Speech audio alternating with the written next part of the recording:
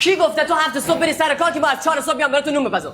از الان بگم نفر 10 تا بیشتر نون بدو. داداش 60 تا نون زحمته. بگم 10 تا بیشتر نون بدو. خب 6 تا 10 تا بده. برید. تو یاد من میدی راست همون نگاش همین میلر بکنم توش. آقا این نونات همش جوش شیرینه. خب گام بخوری باز بیا بخری. حاج آقا تو از صبح تو صف نونوایی 2 تا نونم بخر گناه دارن بچا. ما مرد خمیریم. خانم اینا 3 تا کنجد سرو خشخشی. آقا منصور رضا خدا یک دو تا از تو آقایون راه بنداز. اگه بخیر نون بدرسه برو سمت خانم ما حولو.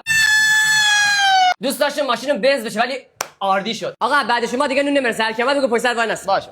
آقا بیا جلو من نون نمیرسه. بیا جلو من وایس. به اون خانم هم بگو بیا جلو من وایس نون نمیرسه.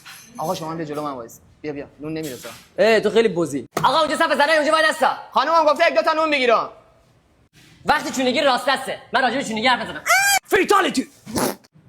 خوشی جان. آقا میخوای بیای تو صف خانم حداقل رو ریشاته بده بعد چادر سرت کو. آقا من دخترم ولی نچرالم. فکر نکن. دوبله فرن. دالگمون. نون آدم سالم نون آدم سیگاری. واضحتان چونا.